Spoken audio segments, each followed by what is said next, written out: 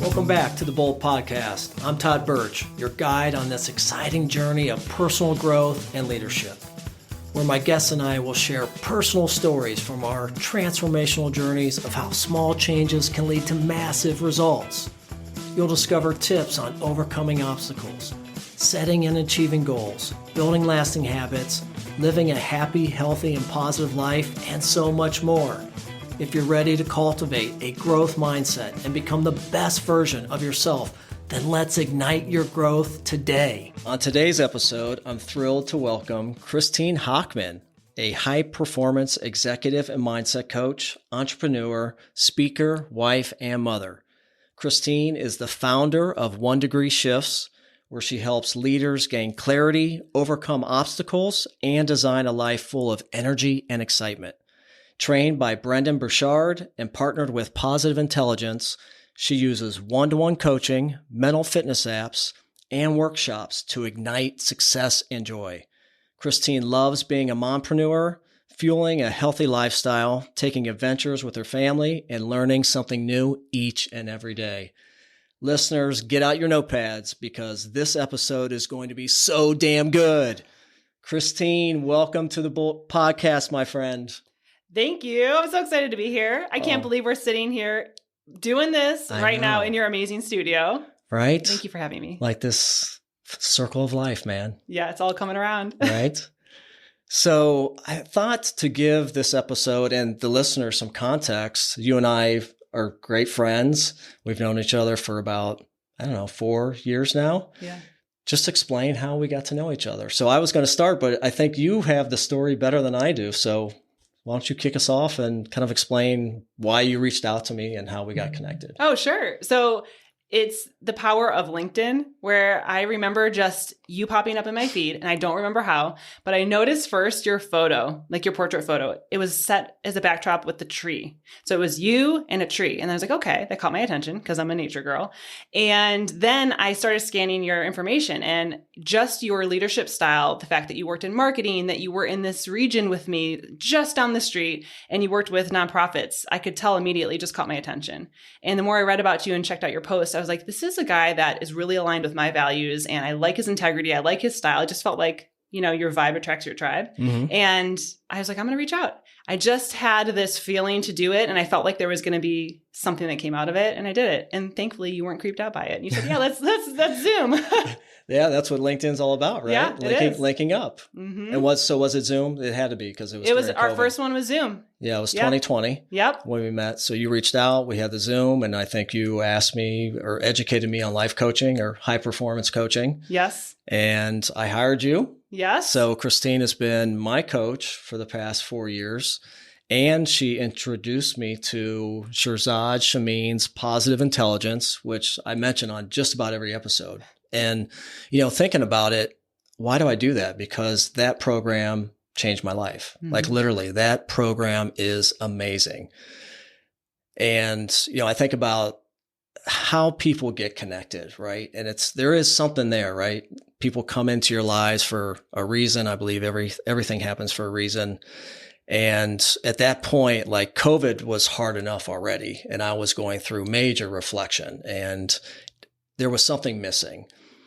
I went on it started with going on a gluten-free diet. I had a little injury, and then you and I met, and then the Aura Ring, I started really researching and trying to understand sleep and getting better sleep quality and sleep time. And then you just took me to a whole nother level, right? So I became really addicted to personal growth. Mm-hmm. And that has changed me forever. Like, I don't know that I would be in the situation I am today with the Bold podcast and now transitioning to a life coach had you not came into my life. So you've been a huge inspiration for me. I know you're going to be a huge inspiration for our listeners and all the people that you serve. So for me, thank you for coming in my life, for being here, and just being the amazing human being that you are. Thank you. It's such a joy to do this with you. And I get to see you unleash your next level of badassery into the world with this. And it's amazing. Really, I really believe we were brought together for a reason. So It's an honor. Thank you. I do too. Yes. It's been fun. And, interesting enough, like you and I had a conversation the other night, and I felt in a way I became your coach, which was kind of cool. Yeah. Right. So I think it goes back to we're always learning. Nobody's perfect, even though like you've trained with some of the best people out there and you've been doing this and practicing and helping others for so many years, you still need help. Absolutely. That's the thing. Self-growth isn't like this spot of the mountain you hit. Like, oh man, I put my flag here, I'm done. Right. Like, this is a learner's mindset. It's a lifelong journey. So, I have a whole nother chapter of my life ahead of me, tons and tons of decades. I'm going to be growing every single day until the very end. Right. That's part of what makes you human, makes you feel alive. So I think that if you embody that learner's mindset, you're open to someone else coaching you, providing you with ideas, and you relish that. So it's a partnership, really. Right. Yeah. Absolutely. Well, let's get into that a little bit, how you got started. So I was looking at your LinkedIn, ironically enough. I didn't know. I went back. I've never went back like through your whole career. So you started off as a loan officer, which I would never have guessed that. Went into marketing, which makes a lot of sense, then nonprofits, and then you transitioned to coaching. I did. So tell us a little bit about why you went into coaching, 1 Degree Shifts, what that name means, and a little bit about your business. What inspired you? Okay. So I have had an interesting journey. And as you can see, I've made a lot of different transitions in my journey, and I've loved every single part of my career. I've always loved my career. And whenever I've transitioned to another career, I actually didn't do it because I didn't love it. I actually really loved it. I just saw I was ready for something different. So I've been very guided, and I never would have expected myself to be here today, like telling myself in high school or college, this is your path. I didn't know what my path was. I was actually really open to it. And I started off as a loan officer because my dad had a franchise for a mortgage company. So he took me under his wing and taught me about entrepreneurship and business and marketing and sales. When I was a teenager, he would take me on sales appointments, and I got to see how he did it. And he hired me as a loan officer in his business and as a telemarketer before that. So I just learned through him. And so that's what got me into that field. And even though I'm not doing that right now, I poured passion into it. I always pour passion into whatever I'm doing. So if I go back and I flash back to 8th grade, so you know the story about my dad. He got sick when I was in 8th grade. And it was really hard because over 9 years, he went through some of the hardest health challenges I've ever seen anyone go through. He went through 3 organ transplants. He had cancer. He got over that. He had an incurable disease that he went through medical treatments and nothing worked. He was like a guinea pig, and it made him sicker. And he almost died 9 times in 9 years. He actually did die once on the table during a surgery. They brought him back. And I'm young, right? I'm seeing this happen. And that whole time, even though he went through all these physical challenges and he rallied, which was incredible, he always kept this mental and emotional resilience to him, like this fire lit in him. Like he never gave up living. He was always like, I love life. Let's start a business, Chrissy. You want to do this? You want to do that? And I was like, okay, we have no money. You don't know if you're going to make it. And we're starting a biz. Okay. We're talking about these ideas. We went to visit the National Park Farms, so the Conservancy for Cuyahoga Valley National Park. And we were seriously looking at doing a microfarm.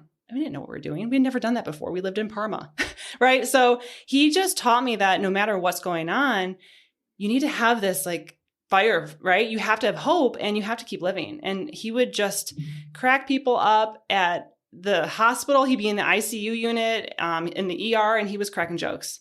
So I got to see this role model to me, and it taught me that there's a way to deal with stress and challenges, and you can still have joy and still be a light. So he did pass away in 2007. And I went through, as you know, some different career transitions. But throughout all of that time, I always had this call to coach, and I always kind of did it. Just when I was a young girl, I was like the mediator at my family fights. It was like, somehow I'm doing it. All right, let's sit down and talk, right? And people would open up to me. And literal strangers will open up to me and tell me things, and they'll look at me and go, I don't know why I just told you that. It's like, it happens all the time. It's okay. Mm-hmm. So I kept putting this off as one day I'm going to coach, like when I retire, like one day. And I loved leadership. I loved bringing out the best in people. And I think of that is coaching. I really have a coaching style to my leadership. So I want to bring out the best. I think of it as like a garden where you're tending to a garden and you're helping people like plants flourish. And so you've got to tend the soil, give them the right amount of water and sun, pick the weeds, give them space to grow, know that some grow faster than others. And as I was really understanding my leadership style, I thought, I really need to help people higher level. Like I need to do this for a living. And so in 2018, I just was writing down and journaling and like, be a coach. And I was scared I was so scared. I was like, no, I can't do this. Imposter syndrome hit. I'm like, who am I to coach? Oh my God. No, I can't do this. So I kind of fought it honestly for like a whole year. I just fought it. And in 2019, I just knew it was time. It was time to do this. So I talked to my husband, who's amazing and supports all of my crazy ideas. And I was like, I want to do this. And he's like, all right, let's do it. How are we going to do it? He's always like, oh yeah, you want to try this? How? Let's figure it out. It's never a question in his mind. So he was right behind me. And I figured out what certification I wanted to get. I figured out when I was going to start the business, and we decided talking about names. And he and I were talking about this 1 degree shifts just philosophy, right? Like he was the one who was like, that's a great business name. We were talking about how so many people get stuck and scared to change because they look at it as, oh my gosh, look at this person. They're so far along, or look how much they have or how much they've done. And they get stuck and frozen, like in fight or flight, right? And they don't take any action. And the way to get over that is really by looking at the next small shift you need to make, right? Like that next action you need to take. And it kind of jumps you out of that, right? It kicks you out of that fear mode. And we were thinking about how when you're a boat at sea or you're a rocket headed to space and you shift just 1 tiny degree, that little move, that 1 degree can take you thousands of miles in a different direction. Your whole journey is different. What you see is different. And where you land is totally different. So people think about, well, what does it matter, that little shift? Like that shifts everything. And we were like, that's the business. That's the foundation. And so that's where the name 1 degree shifts came from. And it's a philosophy that really helps people just see, let's break it down. You've got this big audacious goal. You've got all these things you want to do. Let's break it down 1 step at a time, 1 shift at a time. And that's what builds momentum, right? That's like the snowball on top of the hill that you need to get started. That'll build speed and velocity and huge mass. And it's a philosophy that's just built into everything I do now. Wow, that is incredible. I love it. I love when there's intentionality behind a name or a mark or a logo. It reminds me of the bolt, the lightning bolt, and how powerful that can be as well. And what you were saying about the garden really resonates with me. Reminds me of a great little quote. I'm not sure who said it, but it says, water the flowers, not the weeds. Yes. So it's all about positivity. Don't get stuck in that negativity trap. Right. And I think that's what my dad did. And what he taught me, he never told me like, hey, this is my lesson. He just role modeled the way. And it made me realize that no matter what's going on, we can't just fight the hard stuff and the dark stuff with more of that. It's just the same energy. You're literally just pairing negativity with negativity. You're just pairing fear with fear. You need to shift your energy and your thinking into abundance, into light, into joy, into positivity. And that actually is more life-giving than anything. That leads to more positive change than fighting and to being stuck. And so if you just focus on plucking weeds, yeah, that's important. But you can only get so far. You can pluck weeds all day. But if you're not pouring good energy and positivity and abundance in your thinking and into your relationships and into your work, you're just not going to get very far. Right. Absolutely. So let's talk about the business a little bit more. 1 degree shifts. Yes. You were very intentional. There's a ton of programs out there, a ton of modalities to choose from for life coaching. And life coaching is like blown up, right, over COVID. So why did you choose Brendon Burchard's and Shirzad Shamin's Positive Intelligence? Why those 2 programs? Yeah, that's a good question. So the first one I did was the Certified High Performance Coaching Program through Brendon Burchard. And I did it because I had done a ton of research on programs, and my husband and I were really into Brendon's stuff, just following him for self-growth, and we loved his work, and I just loved his high performance habits. And the thought that everything is founded in high performance around, it's not just high achieving, it's high performance, meaning you're looking for this success and this ambition and this next level while having great relationships that you care about, and vibrant health and well-being. And for me, that really rung a bell because I have burned myself out. I have done the thing where I put all my energy into my work and pretty much ignored my family, and it didn't work for me. And I realized I'm not happy that way. Even when I'm passionate about my work, if I'm 100% work and I'm ignoring those other areas of my life, my health struggles, my mental health, right? I just get stressed all the time. That struggles, my relationships, all that stuff. So I realized I loved the philosophy of this being successful and ambitious because I'm really ambitious, but I also want peace and balance and great relationships and free time. So I wanted to learn this myself. And so I thought, wow, if I could teach this to people, this could change their life. And what I loved about the program is that it was backed in science. So I'm a nerd. I love the science. I wanted something that was proven, tested, that I knew would work for anyone because I'm starting off as a coach, right? I knew that I needed scaffolding and framework that would work, even if I was building my mastery as an art of coaching, right? You got to do the reps. You got to get good. And I thought, I'm starting off. I need to know that something's going to work. And so I felt really confident starting off as a new coach because I had a framework, a curriculum, tools that were proven and were tested and were deployed by people like presidents in the United States, Oprah and her leadership team, celebrities, Olympic athletes. So I thought this is world class. So this is going to help me and my clients a lot. So that's why I chose high performance coaching. I loved it for that reason. And then I did a year later get into, drumroll, positive intelligence, mental fitness. So this was great because I actually got an invitation from another coach, a friend, to join this program to do PQ, positive intelligence, in a coach cohort. So they were doing a grant program and they were trying to train more coaches into this. And I fell in love because I was really in my own self-growth, really clear on what was sabotaging my success and happiness and performance. That I had these patterns of behavior, this wiring in my brain that was making me more stressed, more prone to burnout, more prone to feel overwhelmed. And I realized I could change it through this program. So it's an incredible program. It's a 6-week program. It's based in neuroscience. It came out of Stanford, as you know, and it is proven that if you practice these small mindfulness techniques for 6 weeks, really simple things like get in your body, out of your head, in 6 weeks, you would have more gray matter in your brain region associated with positive emotions than negative. On an MRI, you would see it. So I was like, oh my gosh, sign me up and all my clients, let's do this because this is proven. So again, I love the science. I love having something that's proven. And I've added this in for all my clients and they love it because I want to hear you can share your story with it, but it is incredible. So just having a program built in an app where you can just do simple rubbing your fingertips, breath work, mindfulness, it allows you to be more aware of where your mind is at and then build that self-command muscle so you can make a shift.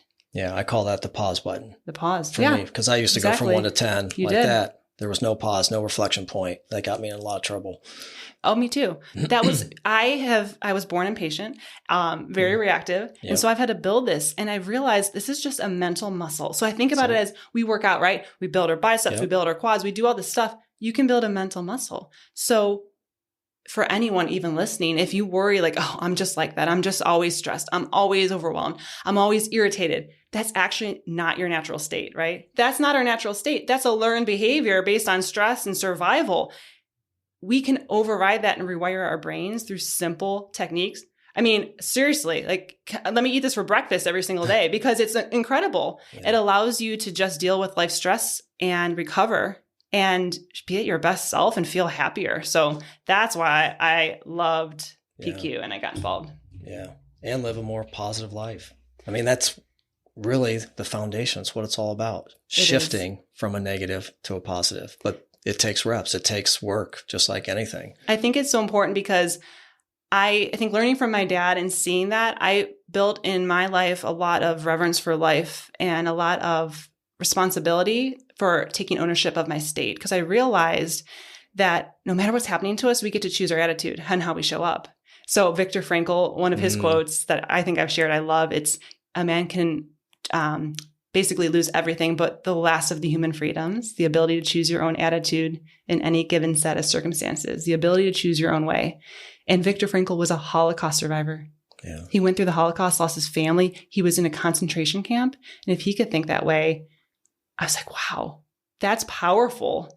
So it gives us ownership of we choose how we react and how we show up. And we could either light someone's candle, right? Light them up, fire them up, and they're going to go and light more candles in the world, or we can snuff it out. And what are they going to do to their teammate, to their spouse, to their kid when they get home? Snuff it out, right? At the grocery store, at the gas station. And then that's how darkness spreads, right? So it's like we need to be able to light fires in people and share that. And that's positivity. And that's showing up with joy and optimism and curiosity and empathy. But we can't do it if we don't have the tools to recover from stress and to be our best. And most of us never learned this stuff. I don't know about you. I didn't grow up learning this stuff. No, it wasn't even around. No. Yeah. I had no idea how to manage my emotions and how to recover from stress and show up as the most positive person. I knew I could, and I kept trying, but it was hard. It was so hard. Wasn't it for you? Yeah. You mean when I went through it just recently? Before. Before there was nothing. No, I'd never even practiced anything. I didn't even really know how it was impacting my life negatively. Yeah. Like I really didn't, because nobody took the time to sit me down and say, hey man, what are you doing? Like I can see you have a ton of potential, but this attitude, this impatience, this temper, it's holding you back. I wish somebody would have just done that. But I grew up in the 70s, mental fitness, mental health, self-love, mindfulness, none of that stuff was around at all. So I think we're just in a totally different time, and it's okay, especially for guys. And I was an athlete. So, we're trained to suppress and be macho and go, and everything's fine. Everything's not fine. Right. So yeah, I'm all about that. I'm all about that program. I love it. It literally changed my life and who I am. I am so happy, and things don't bother me.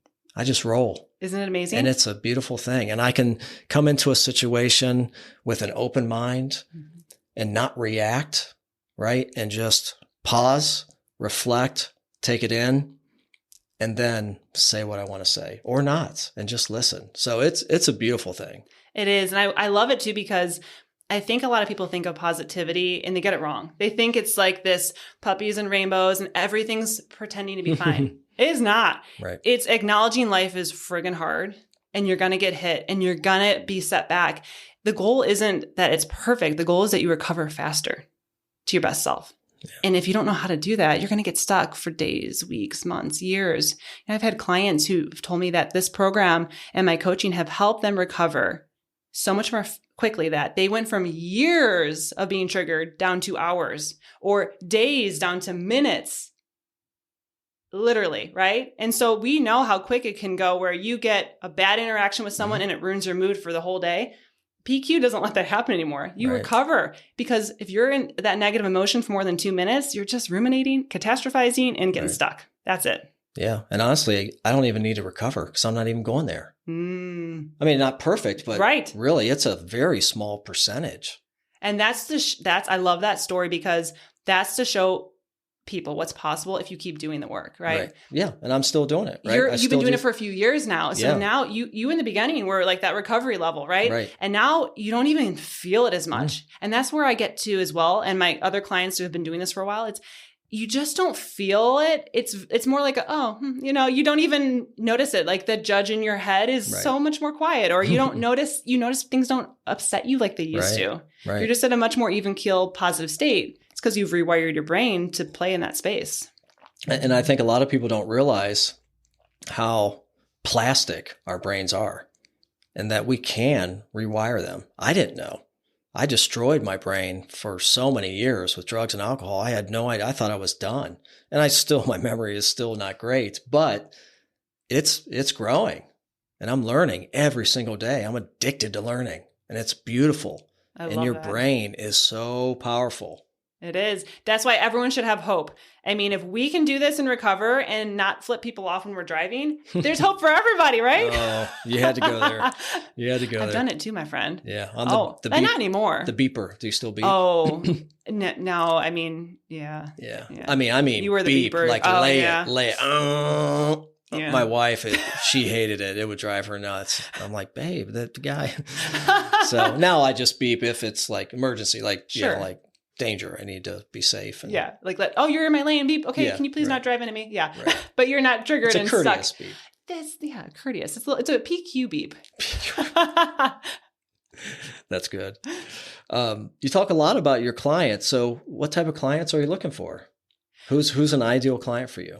So I mainly work with leaders, people who are in a position where they're ambitious, they're trying to make an impact. They are usually responsible for their own business or leading people, but really anyone who is hungry for self-growth and development in a way that they want to build their self-awareness and know what's important to them at this stage of their life. Know like what's really going on every day that's causing their results. Because a lot of people think that they're just a product of their circumstances, but really it's learning, how are you thinking?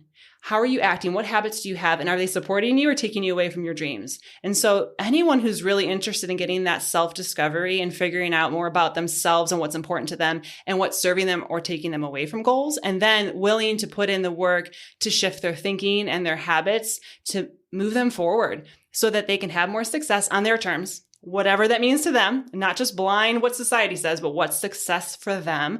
So they're more fulfilled, they're on purpose, they feel more positive, joyful, confident, and they're able to make this positive ripple effect because they're showing up at their best. They're feeling alive and excited about their days and their work. And so that kind of trickles out, right, to their family and their friends and their team. So people who care about that ripple effect, right? Not people who just want to grow for growth's sake, but they want to grow and they want to make the money and they want to have abundance, but they want to do it because they care and they want to make a difference. Okay. So servant leaders, it sounds like. Servant leaders. Yeah, absolutely. And people who, some of my clients don't like that term or they don't classify themselves as that term, even though it's in their heart and I see it. Right. So I think it's just, even removing a label of that, it's just anyone who really wants to be fully engaged in their day, really aware of what's going on, how they're showing up, right? Mm-hmm. And what impact they're making on other people's lives. Because if you're not feeling confident, if you're not feeling engaged in your day, if you're not feeling joyful, then there's some work to be done. And if you're hungry for that, then that's the client that I work with. Right. Yeah. Absolutely. And I work with teams too. So I'll work with teams and groups, say a leadership team where they want to build these high performance habits, right? They want to learn how to elevate their focus and their purpose and their productivity and their excitement and be better leaders. So I work with a team to do that. And I work with teams and individuals who just want that positivity, that mental fitness, where they just know they need that EQ, that emotional intelligence to be more aware of their thoughts and actions so that they're acting from a place of integrity and not reaction.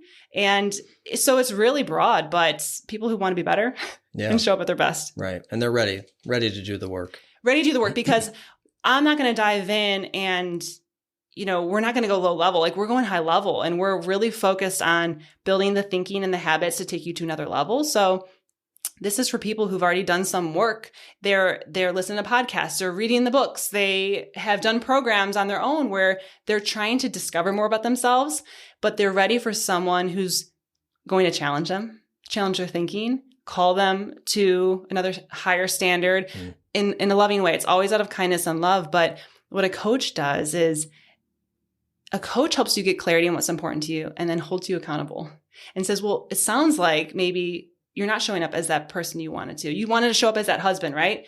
Did you? And with no judgment, help them get in alignment by taking the next right action and making decisions that advance their life versus hold them back and keeping them stuck in the past. Love that. Great. Love that. Are there similar obstacles that prospects come to you and that you help them with? Yes, there are, because I think a big piece is the clarity. Because we weren't taught how to get clarity in our lives, especially to do it over and over again. So a lot of my clients, their lives have evolved fast and they're at a different stage of their life and they need clarity on what's most important to them. That's critical because if you're dropped in the woods without a compass and you've never been in those woods before, how do you know where you're going, right? Oh, I see you bringing something out, my life compass. There we go, people. So life compass, 1 degree shifts, right? Yeah. Before you make a shift, you want to know what direction you're going. Right. So they're coming to me because they need clarity on their North Star. Well, what's important to them at this stage of life? My clients are too busy, too stressed, too ambitious to really sit down and do the work on their own. They want someone to guide them through it, who have tools that work because they don't have the tools in their toolbox yet. And it's different to sit down with someone who creates a safe space for you and can challenge you and get you to open up and discover more about yourself. Mm-hmm. So often my clients are like, whoa, at the end of that session, like, I had no idea that was in me. Where did that come from? How did that even come out of me? Oh my gosh, that's amazing. All the time, because that's the power of coaching. Right. It's creating that space for that self-discovery. And once you have discovery, it's decision time, baby. Yeah. It's looking at, okay, now you need someone to hold you accountable, but also to push you to make the right next decision. So clarity is a big piece. And then it's, once you know what's important, it's how do you focus on what matters? A huge obstacle my clients face is distraction. In today's day and age, distraction and getting derailed is a huge issue because if you're leading a team or you're balancing family and work, you're constantly getting distracted and it's hard to get back on focus. So if you want to be in flow state or your zone of genius and you get distracted, you lose 2 hours every time because your brain gets kicked out of that state. Or if you're trying to be really present in the moment with your kids, but you're thinking about work and checking your email, you're missing out on magical moments. So my clients really want to figure out, how do they focus on what matters? Really, once they decide what matters. And then how do they build the mental focus and clarity, the emotional focus and energy, the physical energy to really do all the things, that vibrant energy, right? So that's a big piece of it. Another piece too is their confidence, because when you're pushing yourself outside your comfort zone and you're trying new things and you're building and creating, it's uncomfortable. And it brings up fear. And it's hard to act from a courageous spot when you don't know what the fears are and how to overcome them. So my clients want some help on figuring out, well, what's really holding them back? They know on the surface they're not doing the thing, or they're procrastinating, or they're feeling stressed, or they're imposter syndrome, but they're stuck. They're like, well, how do I overcome this? And I look at every obstacle as just, oh, we were on a hiking trail and a boulder fell. We're going around it or over it or another way or busting a hole through it. We're going to figure out another way. You're going to be climbing up a mountain towards your goal and you're going to get derailed, distractions. You're going to get doubt. The goal is not to stop. It's to figure out how to get around it and use it as a lesson to get better, to get stronger, and find another way to get up that mountain. And on the journey, enjoy the heck out of it. Embrace the journey. I was just going to say, right? that was something that you've ingrained in me over the years. And now it's just my mantra. Mm-hmm. Embrace the journey. I was so stuck on, I'm a task manager. Like, I love lists. I love checking them off. And this whole game of life, it's an infinite game. I mean, yes, we're going to die, but the game of growth is infinite, or it needs to be perceived that way. And I'm a perfectionist, which is not been good for me because, again, perfectionist feels like there's an end and you want to check it off, but there's not. So you have to embrace the journey or you're going to get caught. You're going to get stuck, like you said, and you're not going to enjoy it. And you're going to get to the top of the mountain and you're like, shit, what's next?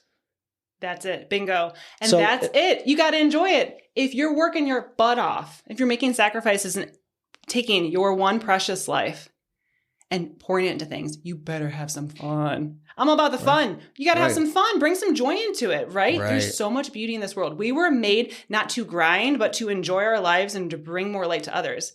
We aren't going to be lighting up people's lives if we're just angry and bored and stressed all the time. I mean, right? Oh my gosh. Come on. We got to bring some fun into it. Quit taking life so seriously. Get outside. Go for having some adventures. So I love it. Embrace the journey, because when you're on the mountain and you're going on the path and you're working hard, right? That's the thing. You are working hard. You're learning, you're building, you're growing, you're recovering from challenges, but you got to find a way to look around, find the magic, see the beauty, have gratitude, feel reverence for life at the same time as being challenged. And that's what I help my clients do. It's such a shift when you can go through life and realize this is a challenging period of my life and it's still so darn beautiful. Right. It's beautiful. It goes back to PQ. Yeah. Positive intelligence. Find the gift in every opportunity. Mm-hmm. Every time. That piece there is huge. So a big thing I help my clients with, and because I've asked you, sometimes they want to punch me in the face. You may have wanted to as well. But sometimes I'll say, okay, this is a big challenge. How is this the best thing that's ever happened to you? Mm-hmm. Or what's the gift, lesson, or opportunity in this challenge? And it forces them to shift out of ruin mindset and negative thinking into learner's mindset and find something. I'm not saying it's not hard. I'm acknowledging that with deep empathy and compassion. But what I'm saying is we have to build to move forward. We have to take a lesson and grow from it. Just like I learned from my dad, he didn't let that hold him back. We acknowledge what he went through was hard. What I experienced and saw through that whole journey was hard. It was really hard. But I have to take a lesson. I have to find a gift and I have to move forward. Otherwise, I'm going to live in the past and I'm going to get stuck. And there's no joy there.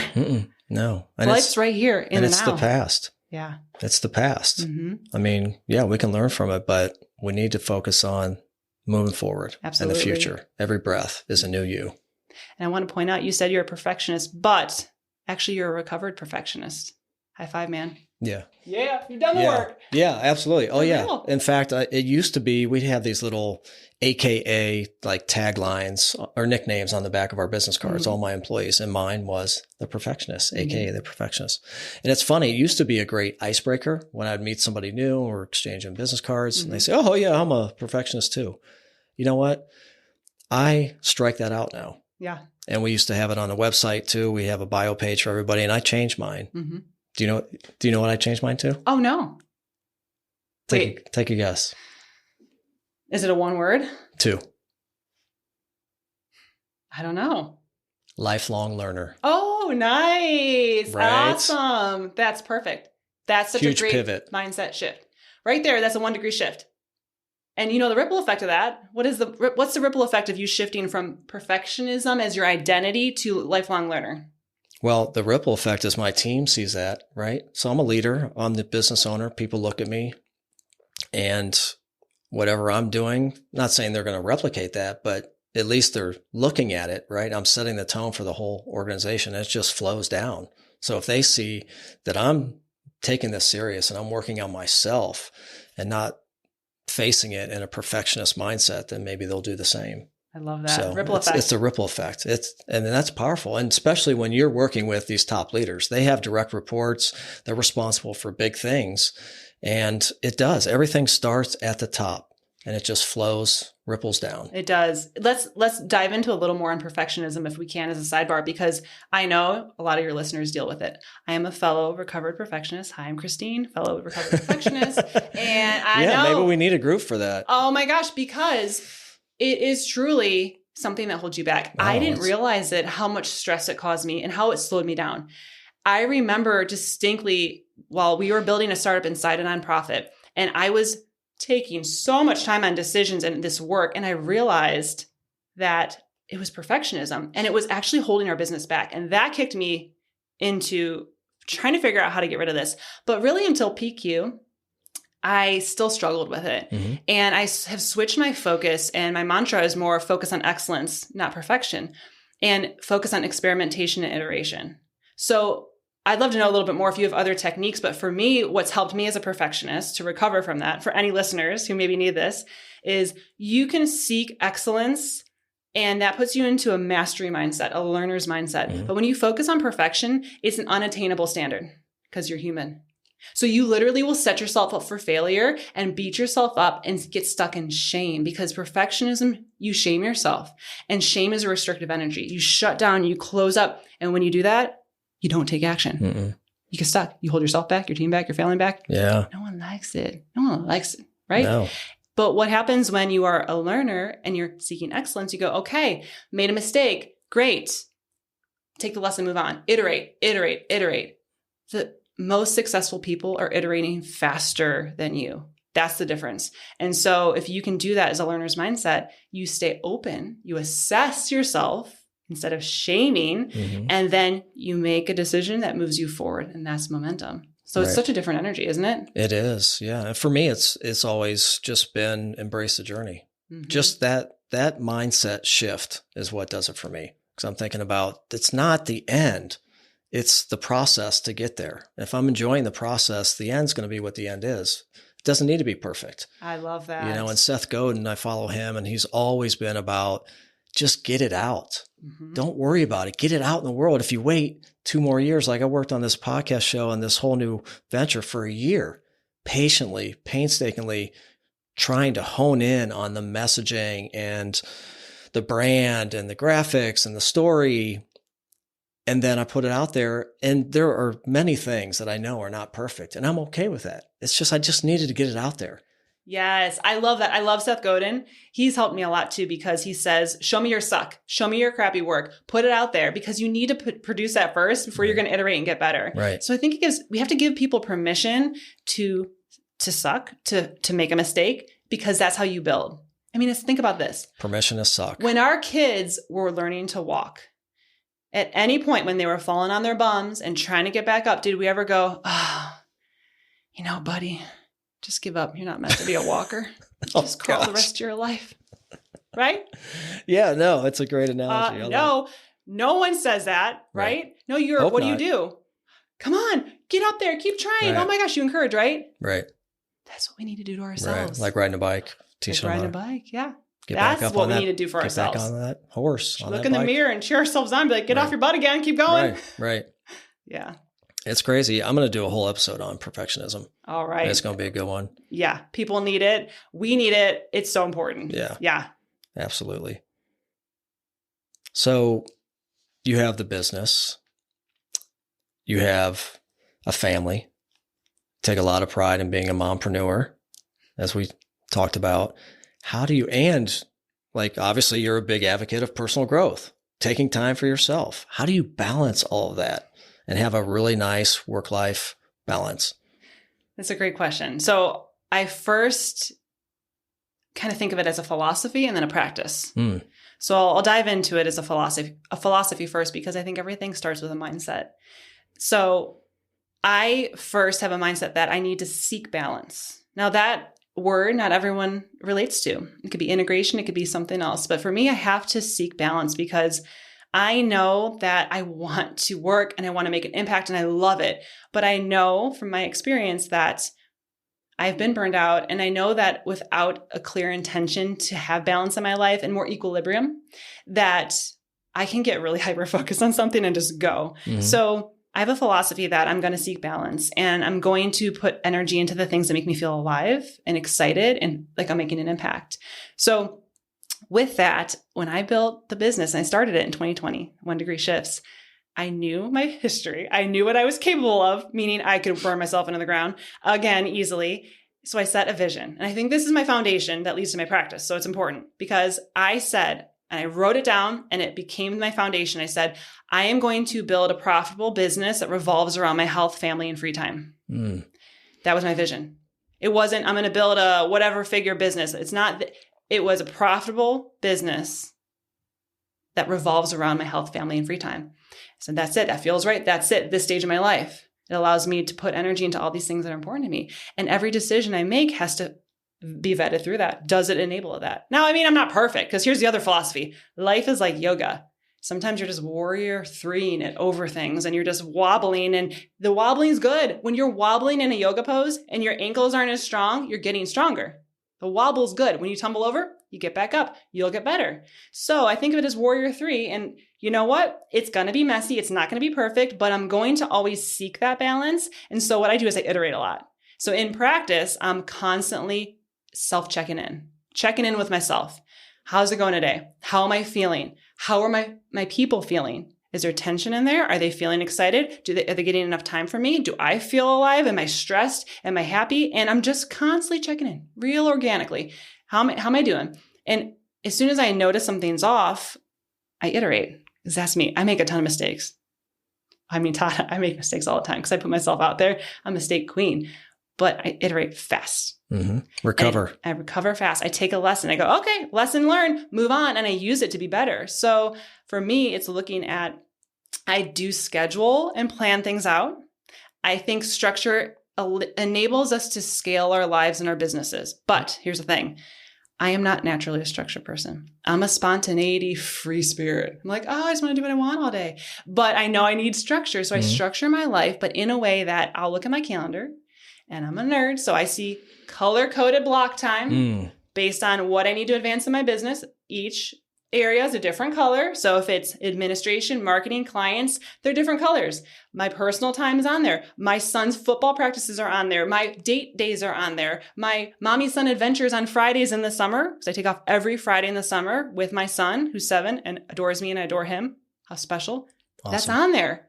And I schedule around that. So I put my priorities on my schedule first, and then I make sure I have lots of white space because I don't like to be overbooked. If I see a day full of back-to-back meetings, it will suck the soul right out of me. I cannot live like that anymore. So lots of white space. So I have time to go out and walk, meditate, read a fiction book, eat a leisurely lunch, or just handle things that pop up. Oh, a client needs me. Boom, I can add that in my schedule. So I see structure is important, but it allows me to be more spontaneous and take the detour and have some fun. I know you'd like that. I was going to bring that up today, detour. So take a detour. So like if I'm driving and I'm like, I'm in the mood to go this way today, I'm going to go the other way and I'm going to go explore and I'm going to take 5 minutes to see what's there. And that one day I did it years ago and posted about it on LinkedIn. I was driving. I dropped my son off at daycare because he was younger and I was not the best mom.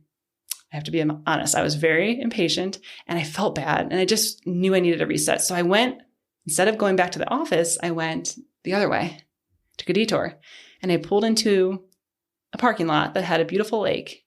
And I was like, oh yeah, this is it. And I just reset myself in 5 minutes, went back, crushed the day, and was a great mom that night. Boom.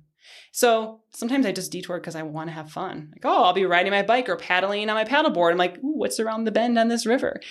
I like to live with adventure. And I think if you take a detour and you build that into your life, the space to do that, you live with so much more freedom and it feels really great. And if you're in an area of your life where you realize you don't have any freedom, then you need to take a look at your schedule and your priorities and how you're scheduling your time. Because most of our stress is coming from, in our days, that's self-inflicted, is coming from poor planning. We're just not planning it out. We're overbooking ourselves. We're not giving ourselves enough downtime because we think we have to go harder, push harder, pack it in all day. Well, that philosophy leads to burnout. And science proves, because I've done the research, I've been trained in it, high performance research shows that what differentiates people who are successful and happy and have great relationships and health from the people who are successful but miserable and have poor relationships and poor health is that they're not burning themselves in the ground. And that means they're having white space in their calendar. They're taking breaks. They're not overbooking themselves. They're balanced in their life. They have life balance, work-life balance. So that I just wanted to put out there because I think sometimes we feel like we have to burn ourselves into the ground, but I'd like to question that and say, that doesn't serve us, does it? No. And I think it goes back to, and I just had this episode 4, how do you define success? What does that mean to you? If it means meaningful relationships, quality time with family, being healthy, being vibrant, being happy, then that's what you're going to do, right? If it's about salary, role, climbing up the ladder, being in a C-suite, working 60 hours a week, winning an award, I mean, maybe that looks like success for you, but those are the people that you're talking about. At the end of the day or end of life or retirement, they have huge regret. They just spent all this time. Yeah, look at all the trophies, look at all the accolades. And when people on their deathbed, you ask them that question, they don't care about that. They just want to be surrounded by the people that they love the most. And that's how they want to be remembered. Absolutely. Is being somebody who gave back, did something meaningful, and time flies by so fast. So if you don't reframe what success means to you, you're going to be trapped. Absolutely. And if you think about the end of your life, does anyone get to the end of their life and think, oh man, wish I would have logged more hours at the office? Yeah. Right. No one. They're thinking, I wish I would have had more time with family and friends and adventures and explored that place and visited that. So flashing forward, I don't think is more, but I like to think that way. Because again, I went through the loss of my dad young. He was only 49 when he passed away. And I was so young. And then 6 months later, my grandpa died, my beloved grandpa. So my dad passes away after 9 years. 10 days later, my beloved grandpa was diagnosed with stage 4 brain cancer. We took care of him instead of sending him to hospice as a family, and he died 6 months later. A few years later, my grandma got cancer and died. Life is short and precious, and those have been hard to go through, but they've given me a reverence for life, and I have to make decisions based on this is finite. And for me, success is I'm passionate, I'm on purpose, I'm making a positive impact, and I'm making a profit.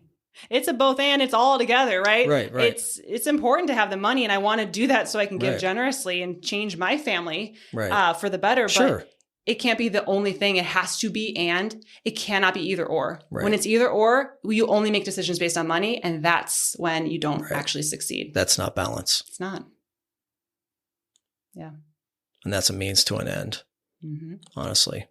So let's think about end of life since we're there. How do you want to be remembered?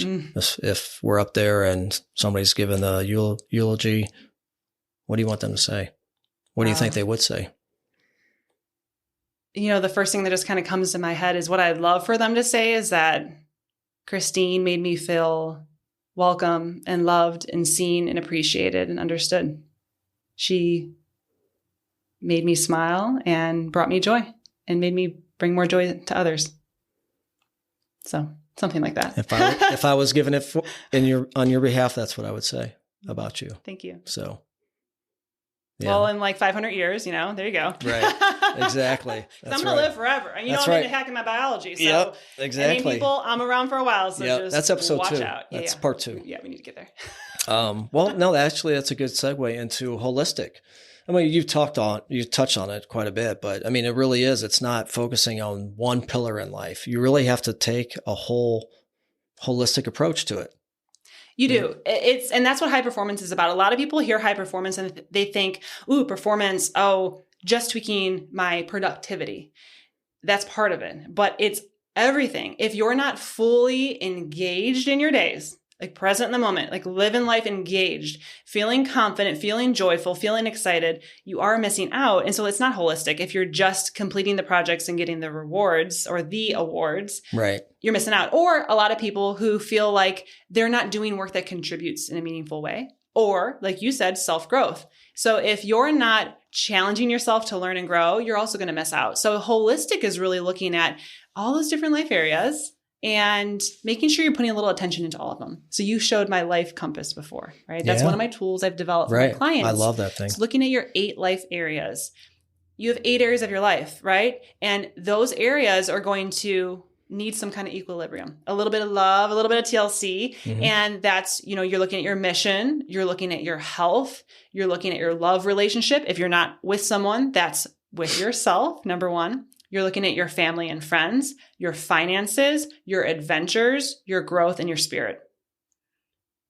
We have only 24 hours in the day. And if we aren't intentional about in our days and in our weeks and in our years, putting some attention into all those areas, we start to get out of balance. And it's kind of like having a flat tire and you're like, oh, something's off. Like with this, something feels weird. It's like really like, I don't know, boom, boom, boom, boom. So you got to really look at it and just see, where am I going to put some energy into this month, this year? And just that little shift in thinking has you check in with yourself. And that's a big thing. People aren't checking in with themselves, how they're feeling, what's important to them, and how they're succeeding or progressing. And then they get stuck. So this is a great tool for checking in with yourself. So anyone listening, do a little check-in right now. How you doing? 1 to 10 in each area. Right. Don't judge yourself. Assess. And be graceful to yourself. Right. Give yourself lots of grace, because if you're in a season of life, like the seasons are changing now into fall, some seasons are hard. Right. You know that I had emergency surgery this summer, was not expecting to lose an organ, just out of the nowhere. I mean, I had a couple hours notice before losing my appendix and having a month of recovery. That was really hard because I had setbacks. So things were a little different than expected. Got to give yourself grace. Some of my scores might have been lower because I was literally recovering from surgery. That's okay. Be kind to yourself. But as soon as you're better, all right, let's crush it now, right? And get that momentum back. Right. Yeah. Talk about being tested. This was your year. Oh my gosh. You were being tested left and right, but thankfully you had the tools, right? If I didn't have the tools, I would probably be curled in the fetal position right now. Yeah. Or I'd be very irritated. I would not be the best mom and wife. I would let the stress of life weigh me down. Right. And I wouldn't be showing up as a person I'm proud of. Right. And that's important to me. At the end of every day, I want to check in with myself and be like, what are my magical moments for today that I really appreciated? I want to relive and breathe in. And then also like, how was I today? Right. Did I make people smile or did I stress them out? And I want to make them smile. Yeah. Reflection. It's a beautiful thing, powerful thing. Important. We need to do more of it. Meditation, journaling, whatever the means is. Yes. It's a good practice to get into. Even if you just lay in your bed at night and you're not a journaler or you don't want something formal, lay there and flash a highlight reel through your mind's eye. Kind of like you're watching, the highlight reel of a movie or something. Right. And just picture those. Right. And just feel them in your heart. Is your heart beating? Come on, people, right? Feel it. And like kind of imprint that and have some gratitude for that. That little bit of gratitude right there is a huge shift, and fall asleep much better. Right. Absolutely. So let's talk a little bit about coaching. I think there's a big misconception about the field of coaching. It's a booming field right now. There's executive coaches, business coaches, high performance coaches like you. There's life coaching. Like, educate us on what these mean and why should somebody even hire a coach? That's a good question. So coaching itself, we have to understand the field and what it is. So coaching is a process of self-discovery and decision-making to advance your life. So it's different than, say, therapy, which is highly specific and trained to help you work through certain traumas and issues. A lot of clients do both in parallel. So therapy to work through some situation or trauma or stress, and they do coaching. But in coaching, you're really looking at, here's what's important to me. Here's what I'm struggling with. Here's how I move forward. And you're making decisions of integrity. So it's really advancing your life. It's much faster. So versus just doing it on your own, right? So if you look at the different coaches, really life coaching, if you're looking to make some changes in your personal life and you're not, say, looking for any leadership or executive modalities or tools, you can just go with life coaching. And that's going to help you get clarity on your life, have some accountability to make decisions, and really advance your life. Make decisions that are integrity with you. No matter what's going on in your life, move forward. It's so broad. You can do life coaching that's more specific in your health, in your mindset, in your confidence specifically. It could just be overall. So really, you have to do your homework. You got to figure out where you're stuck, what you've tried that hasn't worked, and then come up with some ideas of what might work, and then go seek out and talk to some people if you really have no idea. That's kind of the whole life coaching field. When you kind of look at the different breakdowns of it, high performance coaching is a level up, because what you're doing is you are doing some coaching in your life, and you're also looking at how it integrates with your work. And it's a tool that could be used in leadership or executive coaching. So you're, of course, always working on your life. Your life and your work are intertwined. So even if it's a leadership client that I have or an executive client, we're talking about their work because they want to show up to their family better, right? They also want to show up better to their team. They want to be more productive in both areas of their life. So it's really looking at, do you have needs for your life and for leadership to develop? Do you want more influence as an executive? If so, you might want to do something that is tailored for leadership or executive coaching. But really, at the end of the day, the modalities I bring can go for any of those. You can label it how you want. It's really, do you want to improve your life and your work? If so, let's do this. Right. Does that make sense? Yeah. Yeah. Absolutely. I mean, I think you could argue that all of them are kind of life coaches because it is working on you as a person that's going to affect everybody that you serve in your whole life. So yeah. It's really just, what term do you want to be comfortable with? What term does your organization want to be comfortable with? What do they want to support? And then, so for example, with me and any other coach, we tailor packages based on what people need. So for example, I have tons of modalities and tools. I find out what my client needs, and then we figure out, well, what program tailored to you specifically will get the results you want, or your team. And so it's more customized, which is a nice thing about this field. It's not that you go in and you want to buy an iPhone and you have this to choose from. No, you go in and you can really get a package customized because there's so many options out there. Right. That's awesome. Mm-hmm. Well, Christine, this has been amazing conversation. I'm sure our listeners have a notebook full of takeaways. If there's one thing that you want to leave us with today, and just call it the mic drop, or it's a quote or a life mantra, I know you got something in there. Drop us something here that's going to end the show. That's a hard one. Too many come through my mind, but one quote on my heart lately has been Mary Oliver, and it is, "Tell me, what do you plan to do with your one wild and precious life?" We have one wild, precious, beautiful, amazing life, one shot on this planet Earth, and we need to make the most out of it every single day. And I hope your listeners will choose to do that and to find a way to live inspired and embrace that journey with joy. Yeah, that's awesome. And you're doing it.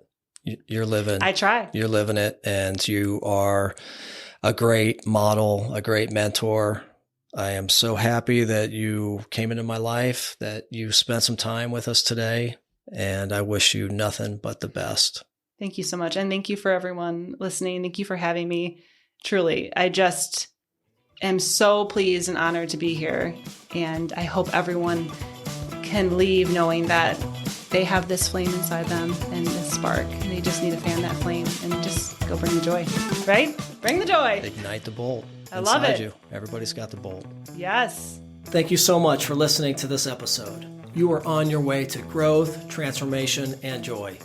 If you find this episode helpful, please like and share with your friends, and by all means, please leave us a review. You can also view the show notes and subscribe to the Bolt newsletter at toddbirch.com. Remember, real change takes time. Start small and watch that growth take shape.